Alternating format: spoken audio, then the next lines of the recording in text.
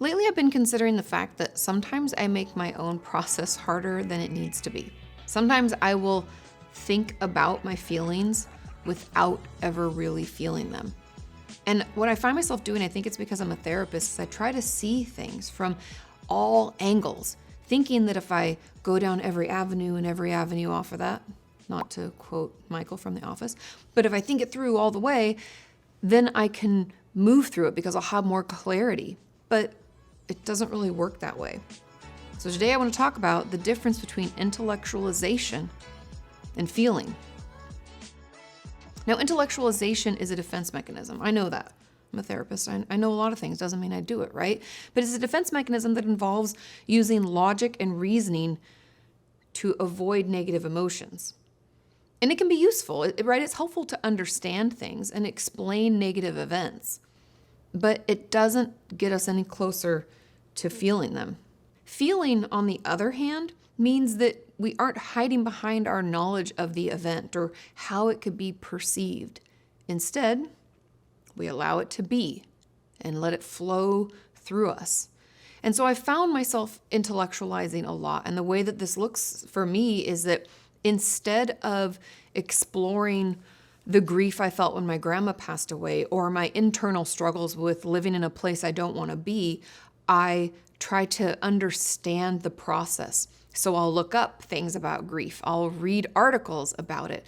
I will instead talk to people about maybe some of the benefits of California versus Texas, and I'll start just doing research. And if that doesn't assuage the upset or make me feel any better, then I will start doing workbooks and workshops. Now, you guys know I love workbooks and workshops. I even offer them on my website, and they are helpful to get us started, but I find myself hiding in them. I find myself turning to workbooks to help clear the air, to help me process through what I'm going through. But what those things actually are sometimes is my way of intellectualizing, is my way of ignoring how I really feel by hiding away or distracting with a to-do list and a workbook. Do you know what I mean? I don't know if any of this resonates with you, but if it does, let me tell you how to know if you're doing what I'm doing, if you're intellectualizing. So when you're upset, or if you're hurt, do you look up information about it online? Is that like your first knee-jerk reaction? Do you search for TikToks to explain it or express it for you? I do.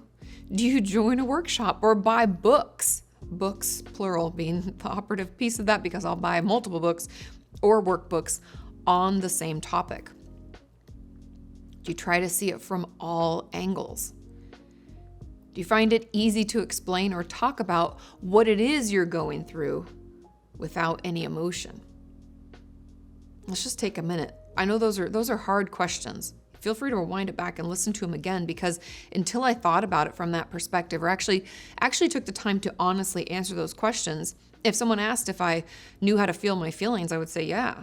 And if people asked if I intellectualize, I'd be like, no, it's a defense mechanism. I don't do that, right? But I do all those things. I buy multiple books on the topic. I even do another thing that I do, I don't know if this will resonate with you, is that I ask a bunch of people in my life for their perspective and their take so I can get all that information as well.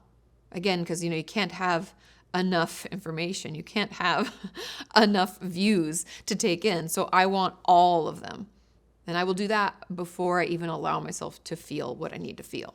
Now, I'm not saying that it's always bad for us to intellectualize things.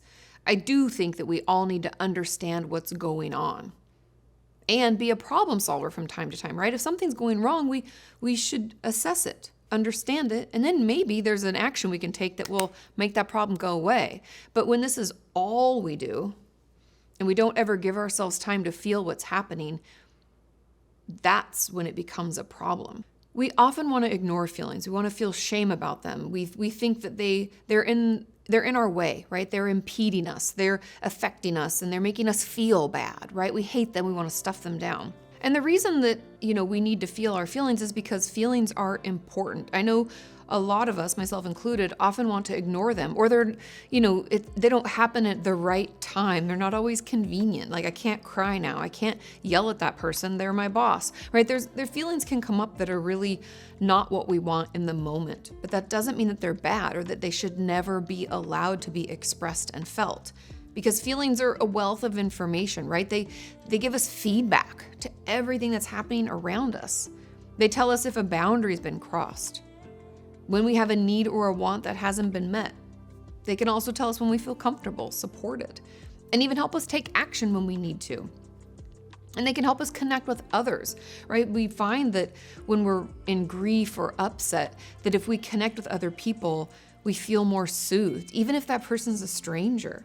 I think it was Brené Brown who shared when she heard of the Challenger exploding, essentially not making it where it needed to get, and people's lives were lost. And she lives in Texas, and she says she was on the freeway and like almost all the cars just kind of pulled off to the side of the road. She says she got out crying and hugged with strangers. And that connection, even though those people weren't people she knew, that she didn't have a relationship with them, that the power of feeling the feelings in the moment and allowing for that made her feel so much better. And that connection was a piece of it. I mean, we could get even into like our nervous system and why connection is so soothing, like polyvagal theory. I've talked about that a lot in the past, where we know through Stephen Porges' research that our nervous system it feels its best, and we feel it our best when we are safe, co-regulated, and connected with others.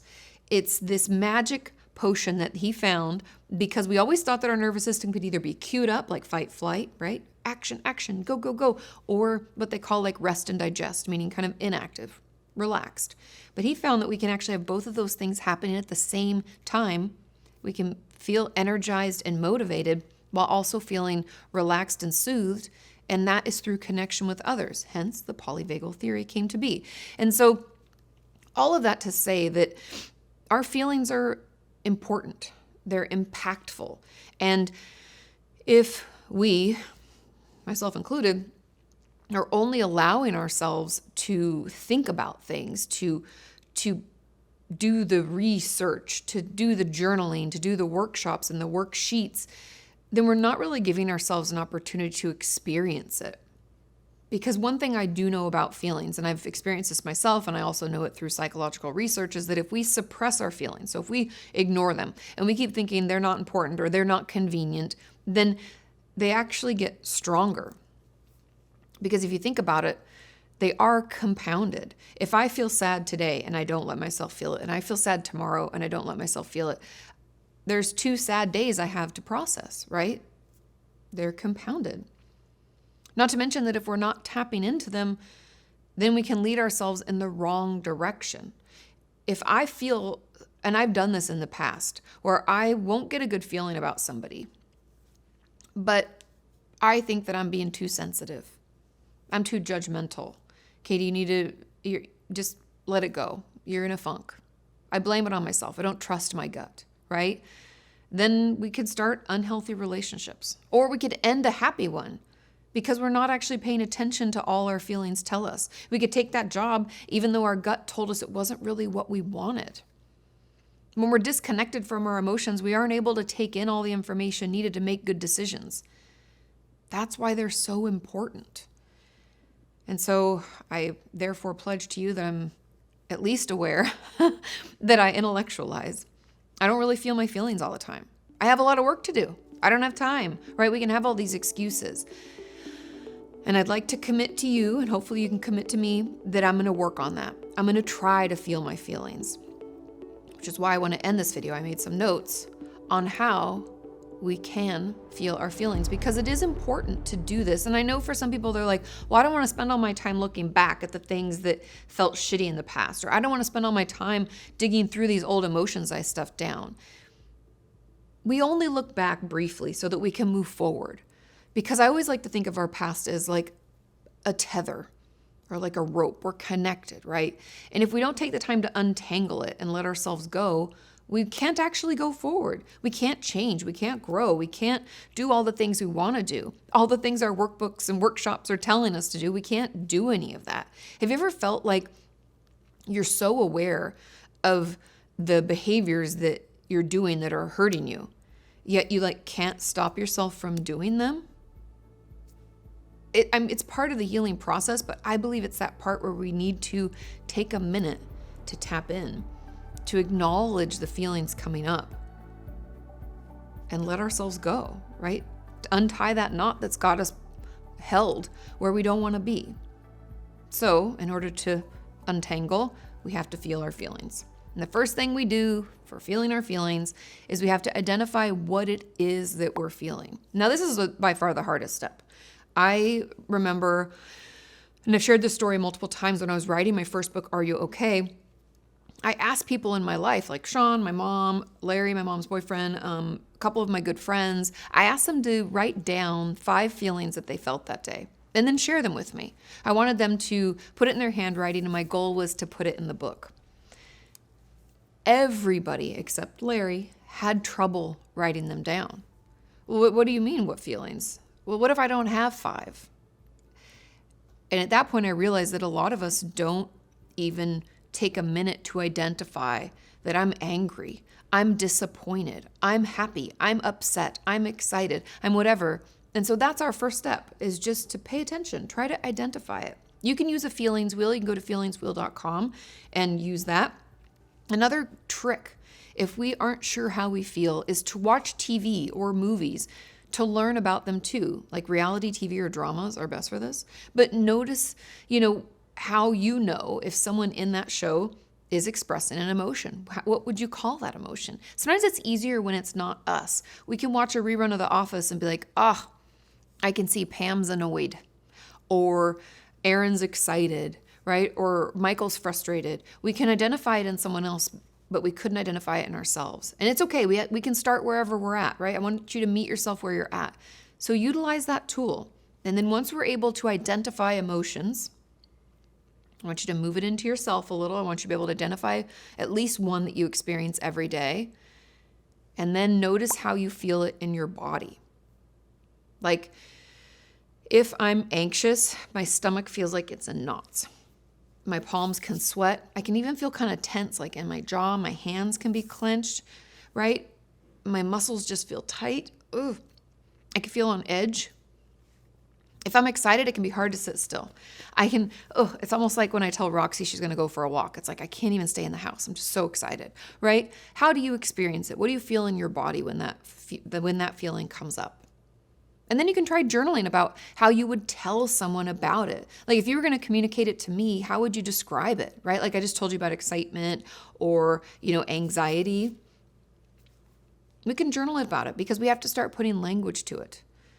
And then here's the piece that I struggle with the most, is continuing to check in on that feeling as it comes and goes. Check in. If you know your body, like if I feel this kind of like anxious and I make fists, I feel tightness in my jaw, my stomach feels like it's in knots. In a couple of hours, can I check in on myself? Is it still there? Pay attention to how long these emotions last. And maybe even what it's telling you. I feel like that kind of takes it a step further. Like, if I'm feeling anxious, what am I feeling anxious about? Why is this my response? Is it because I don't think I'm good enough for it? Is it because I don't think I can do it? Is it because, last time something like this didn't go well? Take your time with this. I know I will. It's hard. That's identifying it in the moment and then checking in on it to see how long it lasts. Those are the hardest pieces for me. Overall, the reason this can be hard is because, just like I kind of described, we have feelings about our feelings. Some people call these like meta feelings. I remember reading about this months ago and being like, oh yeah. And it's essentially how we judge our own feelings or the beliefs we have about our own feelings. It's like reactions to the way that we're experiencing life. Like if I feel upset about this, what does that say about me?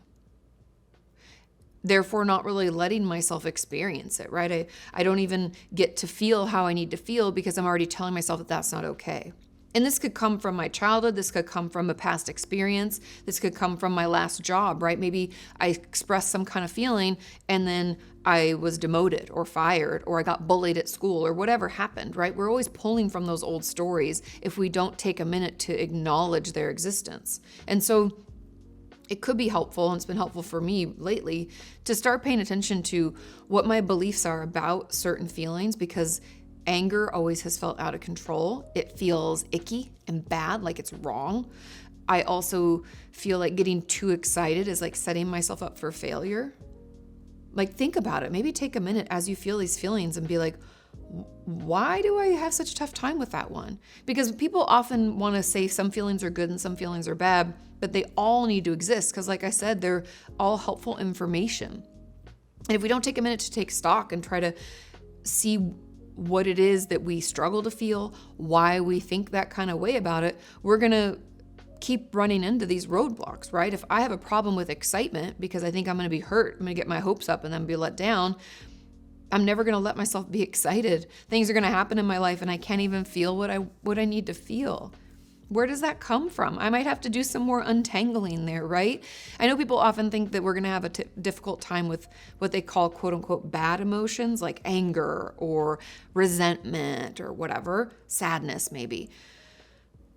But you can have a difficult time with, the quote unquote good emotions. So you can have a really difficult time feeling happiness, feeling excited, like I said, feeling elated, or like you're looking forward to something, right?